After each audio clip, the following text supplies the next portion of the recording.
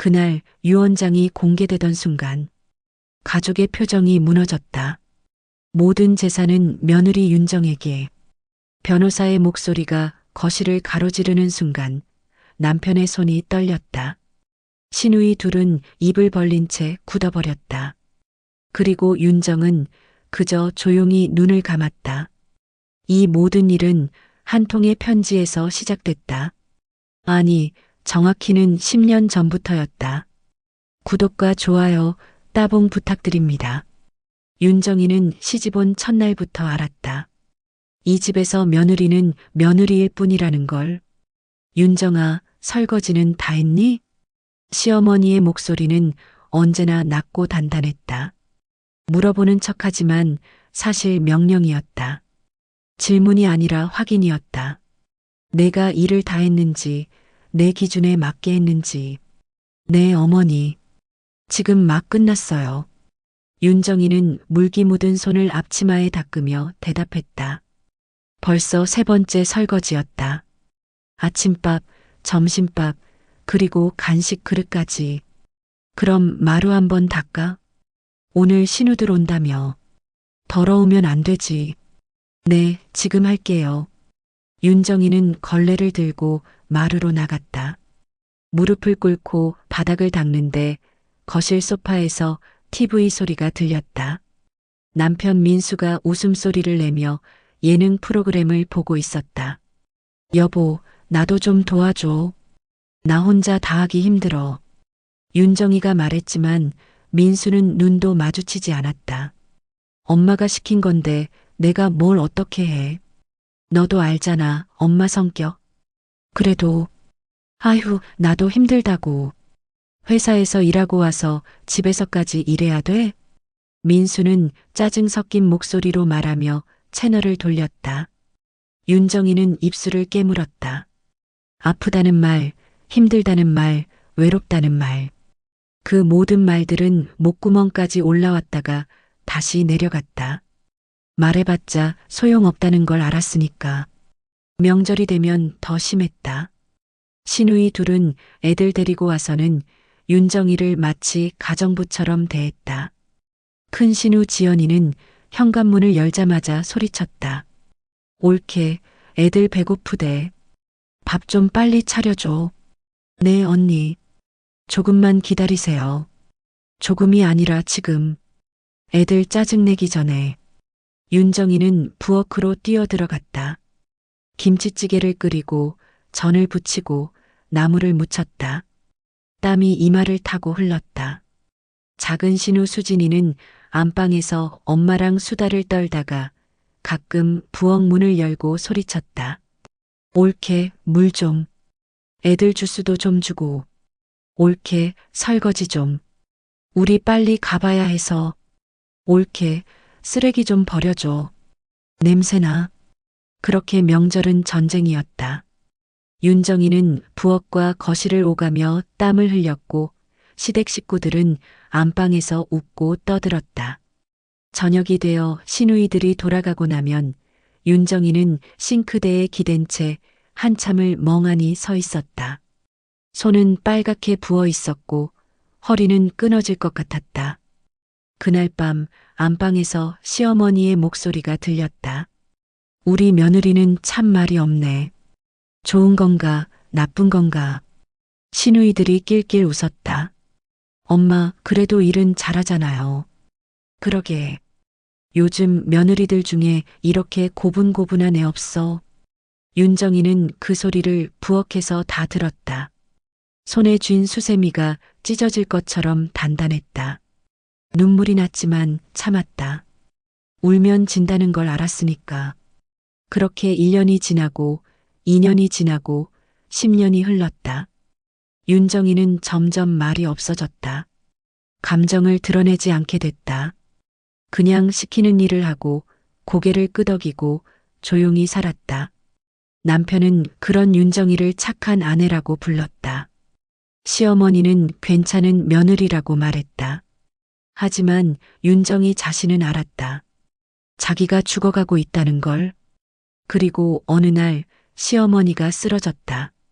어머니가 쓰러지셨대요. 남편의 전화를 받고 윤정이는 병원으로 달려갔다. 숨이 찼다. 가슴이 두근거렸다. 무서웠다. 중환자실 앞 복도에는 남편과 시누이들이 서 있었다. 모두 얼굴이 창백했다. 상태가 어때요? 윤정이가 물었지만 아무도 대답하지 않았다. 시누이 지연이는 울고 있었고 수진이는 벽에 기대 멍하니 천장을 쳐다보고 있었다. 민수는 복도를 왔다 갔다 하며 손톱을 뜯고 있었다. 의사 선생님은 뭐래요? 윤정이가 다시 물었다. 아직 안 나왔어. 민수가 짧게 대답했다. 1시간쯤 지났을까? 담당 의사가 나왔다. 보호자분들이시죠? 네, 저희가 자식들입니다. 민수가 앞으로 나섰다. 의사는 차트를 보며 천천히 말했다. 뇌졸중입니다. 뇌혈관이 막혀서 뇌 일부에 손상이 왔어요. 의식은 돌아왔지만 오른쪽에 마비가 왔습니다. 그럼 회복은 되나요? 수진이가 떨리는 목소리로 물었다. 시간이 걸릴 겁니다. 재활 치료를 꾸준히 해야 하고 무엇보다 24시간 누군가 곁에서 돌봐드려야 해요. 지금 상태로는 혼자 계시긴 어렵습니다. 의사의 말이 끝나자 복도에 침묵이 흘렀다. 시누이 지연이가 먼저 입을 열었다. 우리는 애들도 있고 회사도 다니는데 어떻게 해? 나도 마찬가지야. 시댁도 챙겨야 하고. 수진이도 거들었다. 오빠는 어떻게 할 거야? 오빠가 장남이잖아. 지연이가 민수를 쳐다봤다. 나도 직장 다니잖아. 어떻게 매일 병원 와? 민수는 고개를 숙였다. 그리고 세 사람의 시선이 동시에 윤정이에게 향했다. 올케가 해야 되는 거 아니야? 지연이가 말했다. 원래 며느리가 하는 거잖아. 시부모 모시는 거. 수진이도 거들었다. 우리는 다 사정이 있으니까 올케가 좀 해줘야지.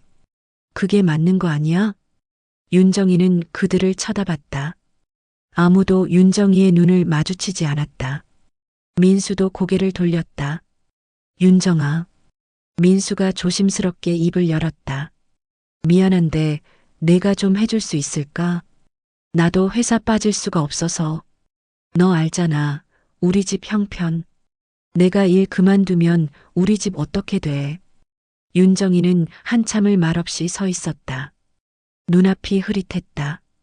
귀가 멍했다. 10년 동안 며느리로 살았다. 10년 동안 참았다. 그리고 이제 또다시 며느리로서 짐을 떠안으라는 거였다. 옳게 대답 좀 해봐. 할 거야 말 거야? 지연이가 재촉했다. 윤정이는 천천히 고개를 끄덕였다. 알았어요. 제가 할게요. 정말 고마워 옳게. 역시 우리 옳게야. 수진이가 윤정이의 손을 잡았다. 하지만 그 손은 차가웠다. 그날부터 윤정이의 하루는 병원에서 시작해서 병원에서 끝났다. 아침 일찍 죽을 쑤어 병원에 갔다. 시어머니는 침대에 누워 천장을 바라보고 있었다. 오른쪽 팔은 축 늘어져 있었고 입은 한쪽으로 비뚤어져 있었다. 어머니, 아침 드세요. 윤정이는 한 숟가락씩 떠서 입에 넣어드렸다. 시어머니는 삼키기 힘들어했다. 죽이 입 밖으로 흘렀다. 천천히 하세요. 괜찮아요. 윤정이는 입을 닦아드리고 다시 숟가락을 들었다. 밥을 먹이고 나면 몸을 닦아드렸다. 기저귀를 갈았다. 손과 발을 마사지했다. 시어머니는 말을 잃은 채 윤정이를 쳐다만 봤다. 그 눈빛에는 미안함과 슬픔, 그리고 분노가 섞여 있었다. 남편은 일주일에 한 번 왔다. 30분 앉아 있다가 갔다. 시누이들은 한 달에 한 번도 오지 않았다. 윤정이는 혼자였다. 어느 날 밤 윤정이는 시어머니의 손을 닫고 있었다. 손은 마른 나뭇가지처럼 앙상했다. 한때는 단단하고 힘있던 손이었는데 이제는 뼈만 남아 있었다. 윤정이는 손가락 하나하나를 조심스럽게 닦으며 문득 물었다. 어머니, 저 미웠죠? 시어머니는 눈을 깜빡였다. 윤정이는 계속 말했다. 명절 때마다 저한테만 일 시켰잖아요. 신우들은 안방에서 놀고 저만 부엌에서 밥하고 설거지하고 전 그때마다 생각했어요. 어머니는 저를 며느리가 아니라 일손으로 보는구나. 시어머니의 입술이 떨렸다. 미움 미안. 작은 소리였지만 윤정이는 또렷하게 들었다. 윤정이는 눈물이 났다. 미웠어요. 진짜 많이 미웠어요. 어머니가 절 부를 때마다, 여보가 어머니 편만 들 때마다, 신우들이 절 무시할 때마다 전 죽고 싶었어요. 눈물이 뺨을 타고 흘렀다. 근데 이젠 그 미움도 다 지나갔어요. 어머니 이렇게 누워 계시니까 그냥 슬퍼요. 어머니가 이렇게 힘들어 하시는 게. 시어머니의 눈에서 눈물이 흘렀다. 지읒정아. 네 어머니. 기억 고마워. 시어머니의 손이 윤정이의 손을 쥐려고 했다. 하지만 힘이 없어서 그저 손가락만 살짝 움직였다. 윤정이는 그 손을 두 손으로 감싸쥐었다. 괜찮아요, 어머니. 제가 여기 있을게요. 그날 밤 이후 뭔가 달라졌다. 시어머니는 윤정이가 올 때마다 눈으로 인사했다. 윤정이가 밥을 먹일 때 최대한 열심히 삼켰다. 몸을 닦아줄 때 미안하다는 듯이 눈을 감았다. 어느 날 윤정이가 재활 운동을 도와주고 있을 때였다. 하나, 둘. 천천히 팔을 올려보세요. 시어머니가 온 힘을 다해 오른팔을 들려고 했다. 팔이 조금 떨리며 올라갔다. 잘하셨어요, 어머니. 조금씩 나아지고 계세요. 시어머니가 입을 열었다. 너 왜? 왜냐고요? 왜 날? 시어머니는 말을 잇지 못했다. 하지만 윤정이는 알았다. 왜 나한테 잘해주냐는 거였다. 윤정이는 잠시 생각하다가 대답했다. 잘 모르겠어요. 처음엔 의무감이었어요. 며느리니까 해야 하니까. 그런데 어머니가 이렇게 아프시니까 그냥 사람으로 보이더라고요. 윤정이는 시어머니의 손을 잡았다. 어머니도 누군가의 엄마였고 누군가의 며느리였고 한때는 젊은 여자였잖아요. 저처럼 힘들었을 때도 있었을 거고 외로웠을 때도 있었을 거예요. 시어머니의 눈에서 눈물이 흘렀다. 그래서 전 그냥 어머니를 사람으로 돌보는 거예요. 시어머니가 아니라. 그날 이후 시어머니는 윤정이의 손을 놓지 않으려 했다. 의사들도 놀랐다. 보호자분 오시면 환자분이 훨씬 안정적이세요. 정말 좋은 관계시네요. 간호사들도 말했다. 며느리분이 정말 효자세요. 요즘 이런 분 드물어요. 하지만 윤정이는 웃지 않았다. 이건 효도가 아니라는 걸 알았으니까. 그냥 사람이 사람을 돌보는 거였다. 석 달이 지났다. 병세는 좋아지는 듯 했다가 어느 날 갑자기 악화됐다. 의사가 윤정이를 조용히 불렀다. 보호자분, 각오하셔야 할 것 같습니다. 상태가 급격히 나빠지고 있어요. 윤정이는 고개를 끄덕였다. 손이 떨렸다. 가족분들 부르시는 게 좋겠습니다. 윤정이는 남편에게 전화했다. 시누이들에게도 연락했다. 하지만 그들이 도착하기 전에 시어머니는 눈을 떴다. 윤정. 시어머니의 목소리가 들렸다. 윤정이는 얼른 손을 잡았다. 네, 어머니. 제가 여기 있어요. 시어머니의 눈빛이 윤정이를 향했다. 그 눈에는 많은 것이 담겨 있었다. 후회, 미안함, 고마움. 정말 미안해. 괜찮아요, 어머니. 다 지나간 일이에요. 넌 좋은 사람이야. 시어머니는 가까스로 말을 이어갔다. 내가 못났어. 그런 말하지 마세요. 어머니도 힘드셨을 거예요. 윤정이는 눈물을 흘리며 시어머니의 손을 쓰다듬었다. 고마워 내 곁에 있어줘서. 저야말로 고마워요, 어머니. 어머니 덕분에 제가 더 나은 사람이 됐어요. 시어머니가 희미하게 웃었다. 그리고 눈을 감았다. 어머니, 어머니. 윤정이는 시어머니를 불렀지만 대답이 없었다. 심전도 소리가 길게 이어졌다. 의사와 간호사들이 달려왔다. 윤정이는 복도로 밀려났다. 1시간쯤 지나 의사가 나왔다. 죄송합니다. 최선을 다했지만. 윤정이는 주저앉았다. 눈물이 나왔다. 가슴이 찢어지는 것 같았다. 1시간 뒤 남편과 시누이들이 도착했다. 엄마, 엄마. 지연이가 울며 병실로 뛰어들어갔다. 수진이도 따라 들어갔다. 민수는 윤정이를 쳐다봤다. 엄마가 돌아가셨어? 응. 혼자 계셨어? 아니, 내가 있었어. 민수는 아무 말도 하지 못했다. 장례는 조용히 치러졌다. 문상객들은 많았다. 다들 고인을 칭찬했다. 참 좋으신 분이었어. 자식들 복도 많고, 특히 며느리분이 정말 효자시더라고. 하지만 시누이들은 윤정이를 피했다. 민수도 말이 없었다. 장례식장 밤 윤정이는 혼자 영정 앞에 앉아 있었다. 사진 속 시어머니는 웃고 있었다. 젊은 시절 사진이었다. 어머니, 편히 쉬세요. 윤정이는 절을 했다. 그리고 49제가 끝난 어느 날 변호사에게서 연락이 왔다. 유언장을 공개하겠습니다. 가족 모두 모여주세요. 윤정이는 이상한 예감이 들었다. 챕터 5 유언장 2300자. 거실에 가족들이 모였다. 변호사는 서류 가방에서 봉투를 꺼내며 말했다. 고인께서 생전에 작성하신 유언장입니다. 제가 낭독하겠습니다. 빨리 해봐요. 오래 걸리면 안 되는데. 지연이가 재촉했다. 변호사는 천천히 봉투를 뜯고 종이를 펼쳤다. 고 박순자 여사의 유언. 나 박순자는 정신이 온전한 상태에서 이 유언장을 작성한다. 나의 모든 재산은 며느리 윤정에게 상속한다. 순간 거실이 얼어붙었다. 시계 초침 소리만 들렸다. 뭐라고요?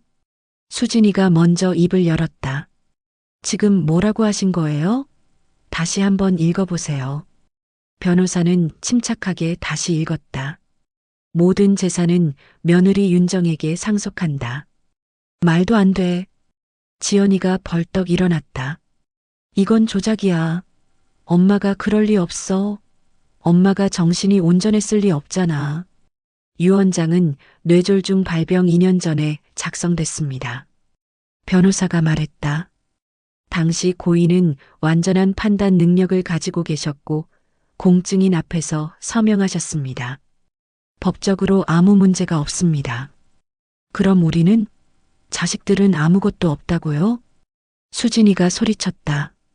이건 말이 안 돼요. 우리가 자식인데 며느리가 다 가져간다고? 민수는 얼굴이 새하얘졌다. 이건 아니잖아. 민수가 윤정이를 쳐다봤다. 당신 정말 몰랐어? 난 진짜 몰랐어. 윤정이는 떨리는 목소리로 대답했다. 어머니가 이런 결정을 하실 줄 몰랐어. 나도 놀랐어. 어떻게 믿어? 민수가 소리쳤다. 넌 엄마 곁을 떠나지 않았잖아. 매일 병원 갔잖아. 분명히 뭔가 한 거야. 난 그냥 어머니를 돌봤을 뿐이야. 돌봤다고? 아니면 재산을 노리고 착한 척한 거지. 민수의 말에 윤정이는 얼굴이 하얘졌다. 그렇게 생각해? 정말 그렇게 생각해? 그럼 뭐야? 10년 동안 엄마한테 시달렸으면서 갑자기 효녀 코스프레 하면서 매일 병원 간 이유가 뭔데? 윤정이는 웃었다. 슬픈 웃음이었다. 나는 그냥 사람이 사람을 돌본 거야. 시어머니가 아니라 아픈 사람을 돌본 거라고. 개소리 하지 마. 지연이가 윤정이 앞으로 다가왔다. 넌 분명히 엄마를 구슬렸어. 약 먹일 때 뭔가 섞었거나 아니면 협박했거나. 언니, 제정신이에요? 제가 왜 그런 짓을 해요? 재산 때문이지. 이 집 예금 다 합치면 몇 억인데. 변호사가 끼어들었다. 잠깐 진정하시죠. 한 가지 더 있습니다. 뭐가 더 있는데요? 수진이가 소리쳤다. 고인께서 영상 유언을 남기셨습니다. 변호사는 노트북을 꺼냈다. 이걸 보시면 고인의 의중을 아실 수 있을 겁니다. 변호사가 노트북을 켰다. 화면에 시어머니가 나타났다. 병원 침대에 누운 모습이었다. 얼굴은 헬쑥했지만 눈빛은 또렷했다. 내 자식들아. 그리고 윤정아. 시어머니의 목소리가 거실에 울려 퍼졌다. 이 영상을 보고 있다면 나는 이미 세상을 떠났을 거다. 지연이와 수진이는 울먹이기 시작했다. 나는 내 인생을 되돌아봤다. 내가 자식들에게 뭘 가르쳤는지, 내가 며느리에게 어떻게 대했는지. 시어머니는 잠시 숨을 고르고 계속 말했다. 민수야, 너는 내 아들이다. 착한 아들이었어. 하지만 너는 늘 중간에 서려고만 했지. 엄마와 아내 사이에서 어느 편도 들지 않으면서 사실은 항상 엄마 편이었어. 민수는 고개를 숙였다. 지연아, 수진아, 너희는 내 딸들이다. 사랑스러웠어. 하지만 너희가 명절 때마다 윤정이를 어떻게 대했는지 나는 다 봤어. 지연이가 눈물을 닦았다. 부엌에서 혼자 일하는 윤정이를 두고 너희는 안방에서 놀았지. 윤정이가 설거지할 때 너희는 애들 데리고 먼저 갔지. 수진이는 입술을 깨물었다. 나도 그걸 보면서 말리지 않았어. 아니, 오히려 그게 당연하다고 생각했어. 며느리니까 해야 한다고. 시어머니의 눈에 눈물이 맺혔다. 하지만 내가 쓰러졌을 때 너희는 오지 않았어. 바쁘다고, 애들 있다고, 회사 다닌다고. 그렇게 한 달에 한 번도 오지 않았지. 거실이 조용했다. 그런데 윤정이는 매일 왔어. 매일. 아침마다 죽을 쑤어왔고 내 손을 닦아줬고 기저귀를 갈아줬어. 시어머니는 울먹였다. 내가 그 아이한테 얼마나 못했는데. 10년 동안 며느리로만 대했는데. 그런 내가 누워있을 때 그 아이는 매일 와서 날 돌봤어. 윤정이는 눈물을 흘렸다. 어느 날 밤 윤정이가 물었어. 어머니, 저 미웠죠? 나는 대답할 수가 없었어. 미안했어. 시어머니는 카메라를 똑바로 쳐다봤다. 그래서 나는 깨달았어. 내 자식들은 돈을 사랑했고 윤정이는 사람을 사랑했다는 걸. 지연이가 흐느꼈다. 그래서 나는 내 재산을 윤정이에게 준다. 이건 내 돈을 준 게 아니야. 내 마음을 준 거야. 화면 속 시어머니가 마지막으로 말했다. 민수야, 지연아, 수진아. 너희를 사랑했어. 하지만 너희는 효자가 아니었어. 윤정이가 진짜 효자였어. 화면이 꺼졌다. 거실은 침묵에 잠겼다. 지연이는 바닥에 주저앉아 울었다. 엄마 미안해, 정말 미안해. 수진이도 울면서 말했다. 우리가 잘못했어. 우리가 나빴어. 민수는 소파에 무너져 앉았다. 손으로 얼굴을 가렸다. 변호사가 조용히 말을 이었다. 한 가지 더 말씀드리겠습니다. 고인께서는 재산의 절반을 이미 노인복지재단에 기부하셨습니다. 뭐? 민수가 고개를 들었다. 윤정 씨께 남은 건 이 집 한 채입니다. 그리고 조건이 하나 있습니다. 변호사는 윤정이를 쳐다봤다. 향후 3년간 노인 돌봄 봉사를 주 2회 이상 해주셔야 합니다. 그렇지 않으면 집도 재단으로 넘어갑니다. 윤정이는 피식 웃었다. 역시 어머니답네요. 유언장 공개 후 집안은 완전히 갈라졌다. 민수는 일주일 뒤 이혼을 요구했다. 나는 당신이랑 더 이상 못 살겠어. 왜? 당신 때문에 우리 가족이 이렇게 됐잖아. 민수는 화가 나 있었다. 나는 아무것도 안 했어. 어머니가 선택하신 거야. 그래, 넌 아무것도 안 했지. 그냥 엄마 옆에서 착한 척만 했지. 착한 척? 윤정이는 민수를 똑바로 쳐다봤다. 나는 10년 동안 이 집에서 며느리로 살았어. 당신 엄마한테 시달렸고, 당신 누나들한테 무시당했어. 그리고 당신은 한 번도 내 편을 들어주지 않았지. 나도 힘들었어. 중간에 낀 게 아니라 도망간 거야. 윤정이는 조용히 말했다. 어머니가 돌아가실 때 당신은 어디 있었어? 회사? 아니면 친구들이랑 술 마시고 있었지? 민수는 아무 말도 못했다. 어머니가 마지막으로 날 찾으셨어. 당신이 아니라 날. 그게 뭔지 알아? 윤정이의 목소리는 차분했지만 단단했다. 그건 당신이 아들 노릇을 안 했다는 거야. 10년 동안 당신은 남편 노릇도 안 했고, 민수는 고개를 떨궜다. 결국 두 사람은 이혼했다. 시누이들은 윤정이를 법정에 세우려 했지만 변호사들은 모두 유언장이 완벽하다고 말했다. 소송해봤자 이길 수 없습니다. 고인의 의사가 명확하니까요. 결국 그들은 포기했다. 세상 사람들은 윤정이를 효부라고 불렀다. 뉴스에도 나왔다. 10년 시집살이 끝에 시어머니를 끝까지 돌본 며느리, 전 재산 상속받아.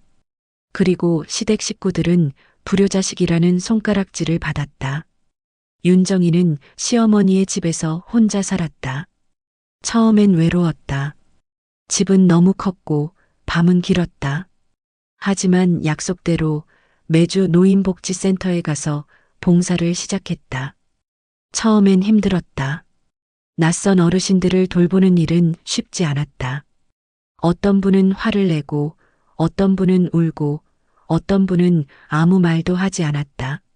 하지만 시간이 지날수록 윤정이는 깨달았다. 이분들도 누군가의 시어머니였고, 누군가의 엄마였고, 누군가의 할머니였다는 걸. 그리고 지금은 모두 외롭다는 걸. 윤정이는 그들의 손을 잡아주고 밥을 먹여주고 이야기를 들어줬다. 할머니, 오늘 기분이 어떠세요? 아가, 고맙다. 내가 오니까 하루가 덜 외롭구나. 어느 날 한 할머니가 윤정이의 손을 꼭 쥐며 말했다. 우리 며느리는 안 와. 바쁘대. 근데 너는 매주 오잖아. 너 같은 며느리 있으면 소원이 없겠다. 윤정이는 웃었다. 저도 시어머니 있었어요. 처음엔 힘들었는데 나중에는 서로 이해하게 됐어요. 그래, 잘 됐네. 시집살이 힘들지? 힘들었어요. 근데 지나고 나니까 그것도 인연이더라고요. 3년이 흘렀다.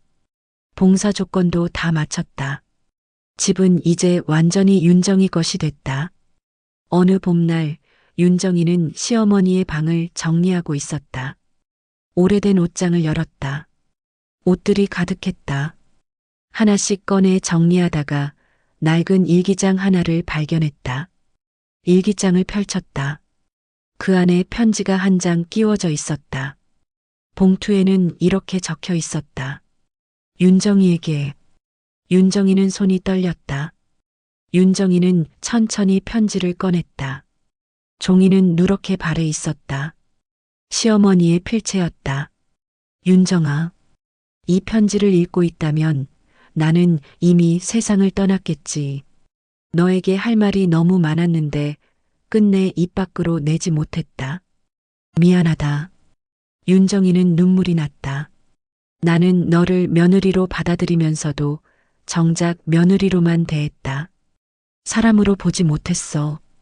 그냥 일손으로만 봤어. 명절마다 너를 부엌에 가둬놨고 신우들이 너를 함부로 대해도 말리지 않았다. 민수가 중립인 척할 때도 나는 그게 편했어. 내 아들이 엄마 편이라는 게. 너는 나한테 벌이었어. 내가 너에게 준 상처는 너도 내게 돌려줄 자격이 있었다. 그런데 너는 병원에 왔어. 매일 왔어. 윤정이는 편지를 읽으며 울었다.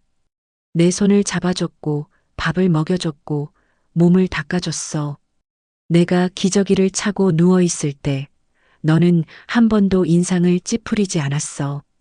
그때 나는 깨달았어. 너는 나보다 훨씬 큰 사람이라는 걸. 나는 평생 작은 사람으로 살았어. 자식들한테 돈만 주고, 며느리한테 상처만 주고, 남편한테 의지만 하고, 그렇게 살다가 쓰러졌어. 그리고 내 곁에 남은 사람은 내가 가장 못되게 군 사람, 너였어. 윤정이는 흐느꼈다. 이 편지를 쓰는 지금 나는 내 자식들이 두렵다. 그들이 너를 괴롭힐까봐. 그들이 돈만 보고 싸울까봐. 그래서 나는 결정했어. 내 재산을 너에게 주기로. 하지만 이건 선물이 아니야. 짐일 수도 있어. 봉사 조건을 달아놨어. 내가 너에게 준 건 돈이 아니라 내가 살아야 했던 삶이야. 다른 사람을 돌보는 삶. 그 삶이 때론 고통이지만 동시에 구원이라는 걸 너는 이미 알고 있을 거야. 너는 나를 돌보면서 나를 용서했어. 그리고 나도 너를 돌보면서 나 자신을 용서했어. 윤정이는 편지를 가슴에 안았다. 너는 내게 버리자 동시에 선물이었어. 내가 없었다면 나는 아무도 용서하지 못한 채 죽었을 거야. 민수를, 지연이를, 수진이를, 그리고 나 자신을. 고맙다, 윤정아. 그리고 미안하다. 너는 좋은 사람이야. 세상이 뭐라 해도 넌 좋은 사람이야. 행복하게 살아라. 시어머니 박순자. 윤정이는 편지를 읽고 한참을 울었다. 손이 떨렸다. 가슴이 미어졌다. 어머니. 윤정이는 편지를 붙잡고 중얼거렸다. 이번 생에 우리 참 고약했지만 눈물이 뺨을 타고 흘렀다. 그래도 사랑했네요. 창밖으로 봄바람이 불어왔다. 시어머니가 심었던 매화나무에 꽃이 피기 시작했다. 하얀 꽃잎이 바람에 흩날렸다. 윤정이는 그 꽃을 바라보며 생각했다. 사람의 진심은 늦게 도착해도 결국 도착한다. 그리고 그 진심은 누군가의 삶을 바꾼다. 윤정이는 편지를 조심스럽게 접어 서랍에 넣었다. 그리고 다시 복지센터로 갈 준비를 했다. 윤정이는 지금도 매주 복지센터에 간다. 더 이상 의무는 아니지만 그냥 가고 싶어서 간다. 어느 날 한 할머니가 윤정이의 손을 잡으며 말했다. 아가, 고맙다. 내가 있어서 외롭지 않아. 윤정이는 웃으며 대답했다. 저도요, 할머니. 할머니가 계셔서 외롭지 않아요. 그날 밤 윤정이는 시어머니의 편지를 다시 꺼내 읽었다. 그리고 속삭였다. 어머니도 좋은 사람이었어요. 창밖으로 별이 빛났다. 사람의 마음은 늦게 도착해도 결국 도착한다.